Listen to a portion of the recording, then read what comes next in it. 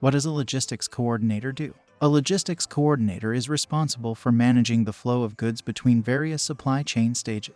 It includes tracking orders, overseeing deliveries, and monitoring stock levels to ensure everything runs smoothly. Logistics coordinators also coordinate with suppliers and customers to ensure timely delivery of goods and services. Additionally, they may be asked to provide data analysis on transportation costs, inventory levels, pricing, and other related metrics. Why is a logistics coordinator in demand? Logistics coordinators are increasingly sought after as companies focus on becoming more efficient and cost-effective. As such, an experienced logistics coordinator can help organizations streamline their processes and identify areas for improvement. Additionally, with the rise of digitalization, there is an increased demand for logistics coordinators who are well-versed in the latest technological advancements and can successfully integrate them into their work.